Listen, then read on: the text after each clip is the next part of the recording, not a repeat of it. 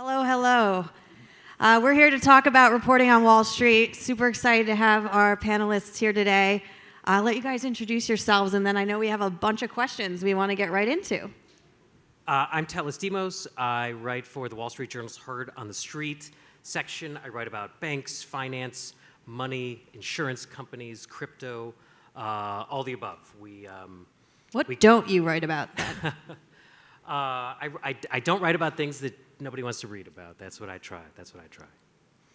I'm Lauren Hirsch. I work for the Times and Deal Book, so business, policy, deals. Cool. I want to start out by just thinking back the last few years of your careers. A lot has changed on Wall Street. It's become a lot more mainstream. I'm curious if you guys, when you guys were coming up in your careers early on, did you ever see anything like the meme stock movement coming, or how did that feel when you were in the trenches as that was going on as reporters with boots on the ground? Well, you go first. Sure. I think I thought it was going to go away really quickly. I think we kind of thought it was a pandemic phenomenon. Like, honestly, I think we thought it would last a week, and then it ended being a month, then months, and then, frankly, now years. So I think like there's been a lot of things, and honestly, crypto is like that too, where you think something's going to be a fad because it seems almost so outrageous, and then you're like, oh no, this is like very much a real phenomenon that is going to have real impacts. Companies genuinely need to, think about it. The president has his own meme stock, basically. It's so you have to. There's always this turning point where you're like, no, this isn't like a fun, crazy week thing. This is like a whole new chapter in Wall Street. I think when I was coming up, it was around the time of it was sort of just before, into the era of the financial crisis, the 2008 great financial crisis. And so back then, I wouldn't say like there was the same meme stock energy. As a matter of fact, it was like after the dot-com bust. And so the whole idea of retail investing was sort of a joke, right? Mm-hmm. And when you become a financial journalist, the one thing that you learn is that like you should never actually trade any stocks ever. Like every single person you ask, every columnist who writes about these things you work with will tell you nobody should trade stocks. You should buy a diversified basket of S&P 500 index funds and blah, blah, blah. So you're very quickly sort of like acculturated out of that, even though that might be the reason you got into it. That might be the reason that other people are interested in what you do. Like I would get asked all the time, oh, hey, you're doing business journalism. What stocks should I buy? And I would be like, you should buy a diversified basket of S&P, right? Like I wouldn't even answer that question, especially when I was coming up. But also I think like the memes at the time, like Wall Street was just sort of, I feel like you were around for part of that era, right? Like the Wall Street of that era was just meme-ier itself, right? Everyone was following like the private equity deal that topped the last one for the record, right? Like now I'm really dating myself, but it's like when, what was it? Providence did like the BCE deal. That was the biggest ever. And then KKR and them did the TXU deal, and that was the biggest ever. So people were following that stuff, Wall Street, in a more meme-ified way. Then you had the financial crisis, and that sort of took over the conversation. And now on the other side of it, I feel like Wall Street-y topics are just like not, that the whole conversation has moved away from like actual Wall Street. And we talk very little about what actually goes on every day at Goldman Sachs or JP Morgan Chase or whatever. Yeah, I do feel like it's the drama behind the scenes. It's like better than Bravo sometimes. I know, Lauren, you've covered a lot of kind of dramatic changes at companies, and I'm curious if even you're picking up any differences in who your readers are over the last few years, who the audience is, who you hear from, and who's really following these stories closely. Has that changed at all? I think Deal Book's core audience is the same, which is, the most important people in business and policy. But what has changed is just social media gives us more access to more people. And so you sometimes, frankly, like, this sounds naive of me, but you forget who's reading your stories and you're just thinking of those people. Then I'll like write something and I'll get all of these comments for all of these people, and then they'll like really enjoy a story. I'm like, I'm so fascinated that you found this interesting. Like, and obviously it's nice to hear, but you kind of just realize how much broader your audience is because of social media, because of LinkedIn, frankly, is a place I find readers too. Obviously, Twitter, now known as X. So people just are more engaged, I think, and able to be engaged than they were a decade ago. Where do you get most of your reader feedback from? Like comments on articles, emails, like? I'm trying to think. It's a good question. Definitely emails. I mean, I see the emails the most. It's always fun when the story goes viral. I mean, it's not always fun when a story goes viral, but it's always interesting there was a story I did over the weekend about like antitrust. And then so all the academics were fighting about it on Twitter, and it's just like a fun insight into like the things that make people tick. So I would say those.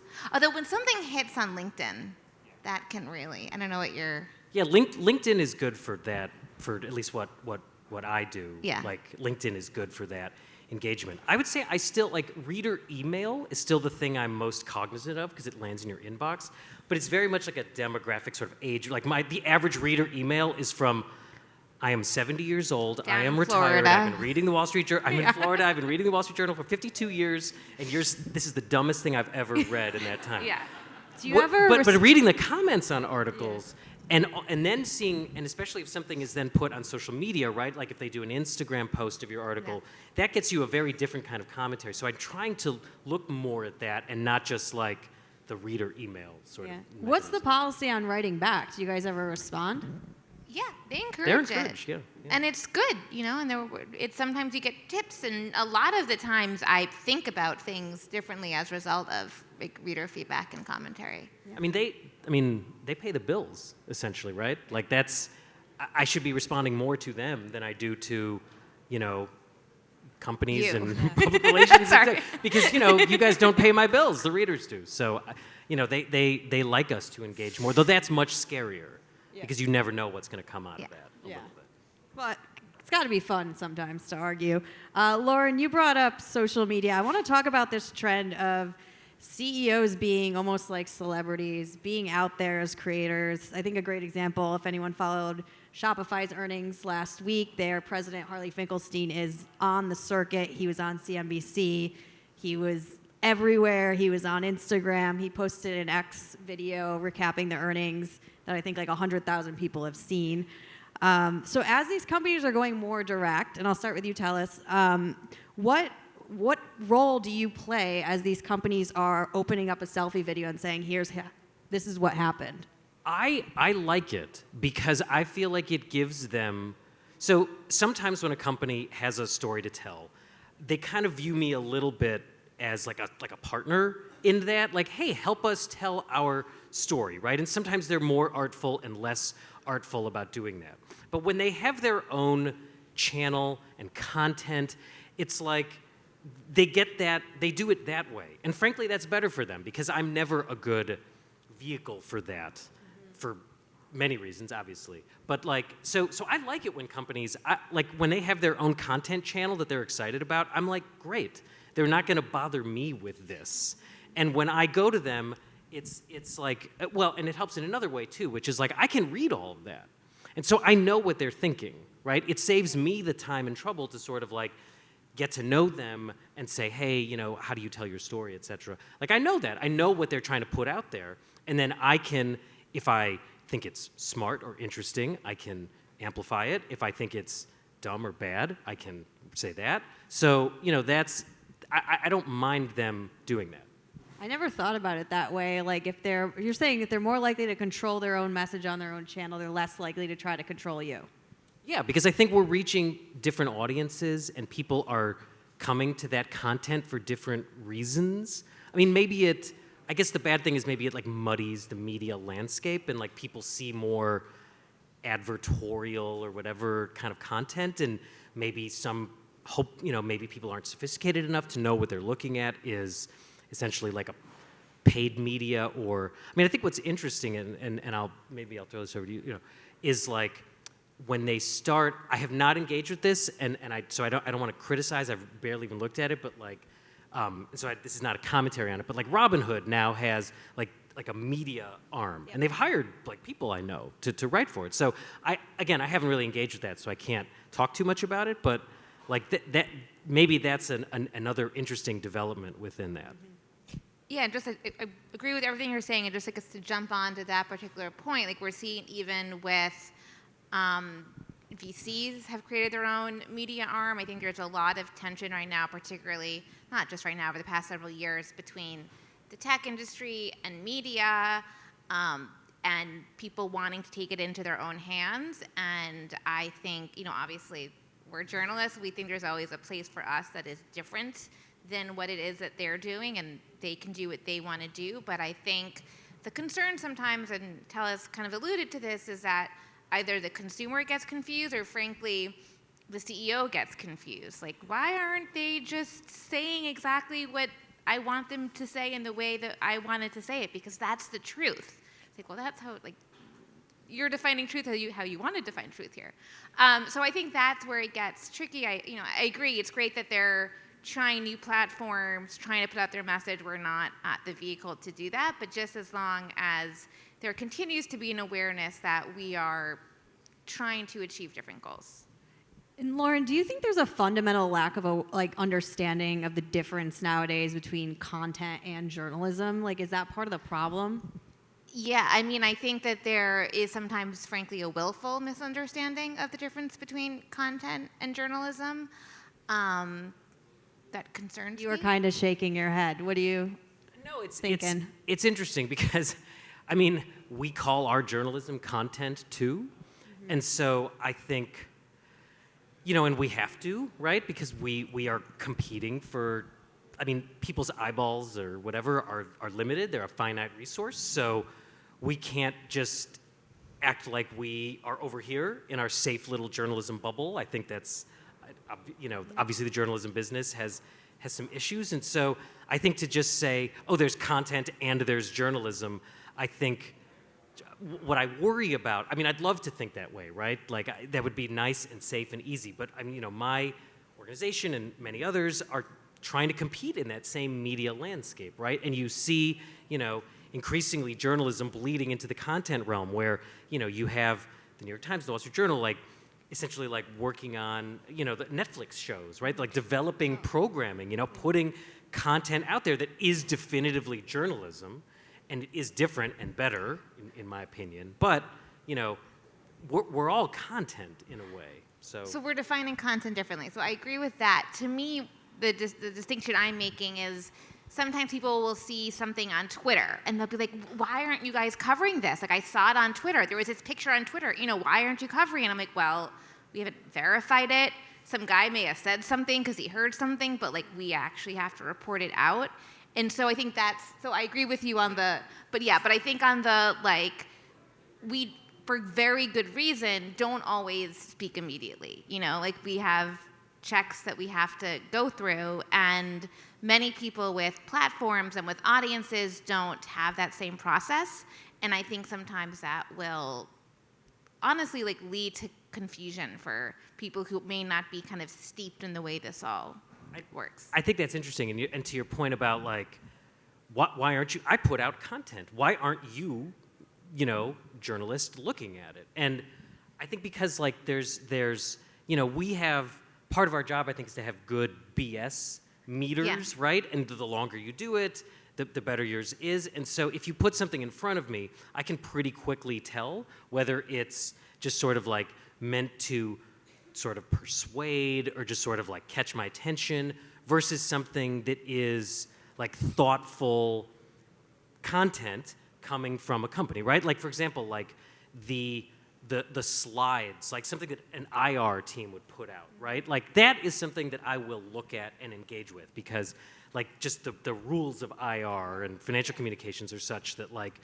these slides are telling me something about the company. Obviously, the data is maybe cherry-picked or the comparisons or whatever, so you can't just buy it wholesale. But that is something that if you sent that to me, I will take seriously and engage. If you send me a white paper, kind of depending on what it is, how it's put together, that might be something that I say, wow, you actually you paid some PhD who works for you to actually put together something very smart and put compelling data and charts in front of me that makes me think twice about something.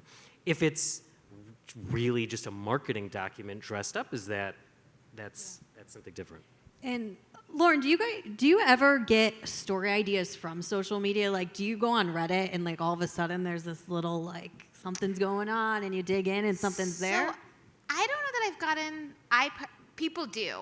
My colleague wrote this wonderful story a couple months ago about, it was very sad story about a man who had killed himself, and there was like all of this, and there was a lot of questions about it, and there was all of this speculation on Reddit and on social media, and obviously my colleague did her own reporting, but there's people are out there like figuring it out, like it's very valuable.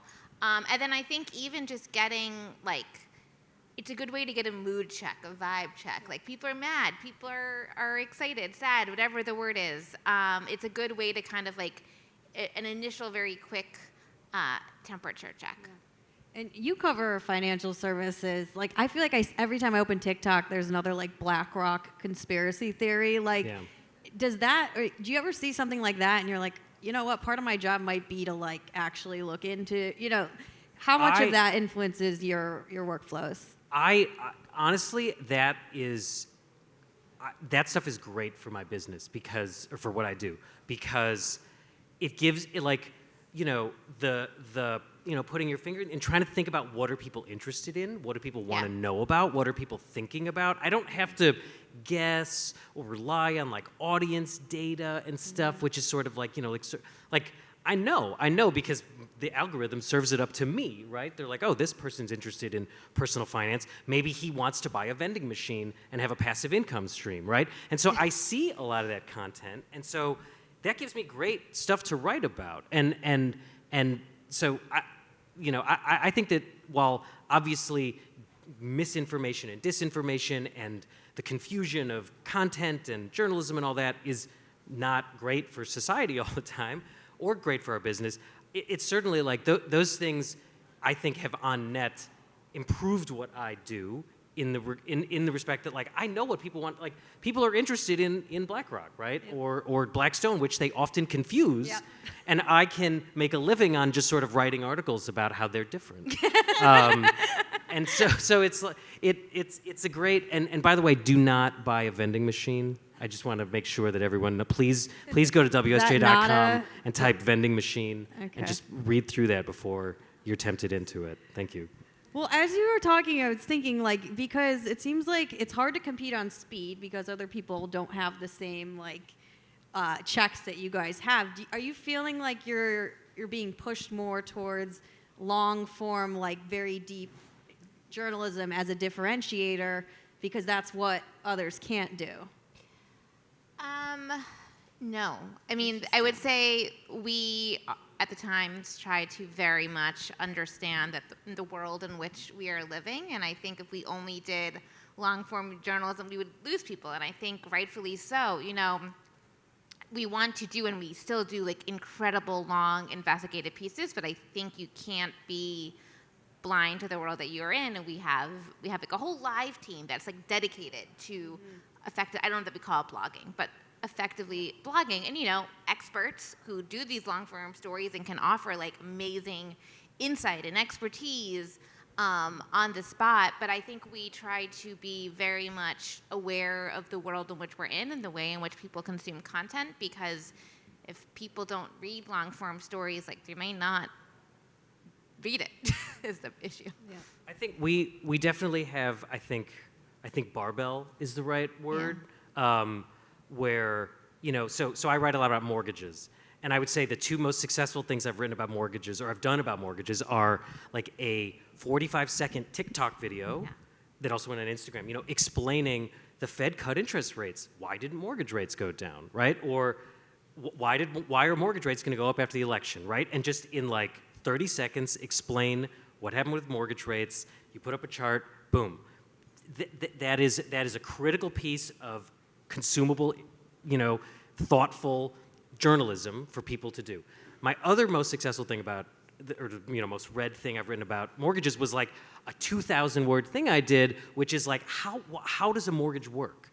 What is a mortgage? Who gives it to me? What happens to it? What determines the interest rate that I'm offered, right? And I go into the ridiculous nitty-gritty of the difference between originators and government-sponsored enterprises that guarantee your mortgage, and the spread between mortgage rates and treasury rates, right? And so the thing that's going away is well, I don't really have anything to say about this, but I guess I feel like I have to write about it, and we need to fill like page B42, and so I'll just go ahead and write 700 like kind of okay words that don't add anything and don't say anything, and somebody who doesn't know anything about the topic won't read, and somebody who does know about the topic will read and say, that was really silly, what a waste of my time, why do I subscribe? That is the thing that's got to go away. I agree. And I noticed you guys on your deal stories have started to almost do like I know. Axios style, right? I don't know if it's controversial. I haven't heard any controversy. I noticed it. I wasn't Yeah. like in the meeting where they Yeah, started. yeah, Wait, yeah. Lauren, can you explain Oh, I'm Axios so sorry. We're style getting for- into yeah. so on deal stories, on some of them, not all of them. If it's like a straightforward, couple $1 billion deal stories that may not have like the world's most interest, but is valuable to people who cover and care about deals, such as myself. I've noticed the journal has started doing almost like Axios format. Like I don't remember the exact bullet structure, but like here's the deal, here's why it matters. Like Yeah. I don't know, rationale. And I don't know if it's controversial internally. I like that they do it because M&A can be very much like just the facts, ma'am, for a lot of them. And I think sometimes that model makes the most sense. I mean, I don't think it was controversial because I think that we've known for a long time that like with a deal story, as you well know, or like, the meat of it, the blood, sweat, and tears that went into the story happen in like the first 8 words. Yeah, right? yeah. Company X and Y are deep in talks on a deal, period. You spent 6 months Yeah. digging that out of the deep earth, and then the rest of it is like, oh, okay, well, you know what these two companies do, and by the way, you know that like whatever streaming media is disrupting the media landscape, and it was almost like filler. 100%. And so yeah. bulleting that will let you like, here are the facts, and because when you're doing a deal, right, Yeah. you might only know 1 or 2 facts, Yes. right, that you can add. You're like beat reporter, help, yes. And the rest of it is just like, here's stuff you already know, dear reader, right? Yeah. Or if you don't, you might not be that interested in like the subject, but so I don't think that was controversial, and I think that's such a good use of that. Whereas, if you're reading a profile, like, right, like, Totally. here's a newsmaker, here's like this incredible tale of something, right? Like, that's the stuff that I don't want to see. Like, here's the story of, a soldier just back from war, right? I don't want to read bullet points about that. Yeah. I want to read like well-written Yep. narrative about that sort of thing. Like, a big M&A deal, like, you need to know the highlights of that, right? Yeah. So that's, All right, guys, we got time for one more. I am dying to know what you all would love to go deep on. Any topic, a person, a company, you have the access, you have the time. What are you picking? I'll start with you, Telis. Well, I'm going to pick a topic that I often save for this. And it's not very exciting, but it's like the most important thing that most of us will like do, today, which is retirement. I just think that it's like we're all facing this incredible thing that's going to happen to us, and we just do not have enough information, tools. The options in front of us are like changing very quickly, right? We're all going to have like annuities marketed to us very soon. How much does anybody know about that product? What decision? And you need to start making decisions about it when you're like, 19 basically, and they're going to be consequential. And while there is obviously like there's no shortage of like that content, I think that we do it in a haphazard way. A lot of the way we write about that topic is like aimed at like, oh, you're 55, and it's like, what are you going to do with your IRA over the next couple of years? Like, it's too late. It's too late. You've already made your choices. And do we have enough things that actually talk to like 22-year-olds about the things? And also like the companies involved in that are like all gigantic companies that we just don't know. And they're new companies, Apollo's going to be like a major character in your retirement probably in 20 years. What do you know about what they do, the products they sell you, and how they write? And so I think that's something where if you said, Telis, you could write about one thing for the rest of your life, like maybe, and maybe that's a reflection of my age, I'm starting to worry about it. It But sounds that's- boring, but it's an existential threat, I guess. because it's boring, it's like, that's why it's like, you just need to drag it out Yeah. of people. So I picked a topic for that. I'm Okay, sorry, maybe I you have like a more it. interesting I like topic. it. What about Well, you, it's Lauren? funny. Literally, I had an answer backstage, and as you were talking, 5 other. Not that I'm going to be held to this, but I keep changing my mind. So I'm going to give 2 very quickly. One is I would like to read the profile of Pop Crave, just because I don't know how Pop Crave has become this like Kamala Harris crushing, Yeah. and they'll break news sometimes. So I kind of want to know what Pop Crave's deal is. And then this week, I would love to know what's going on in Mar-a-Lago as Trump is like figuring out who the Treasury Secretary is, who could be someone from Apollo, apparently. We'll see. So those were the 2 things on my mind. Full circle. All right. Well, thank you guys so much. This is really awesome. Thanks, everyone.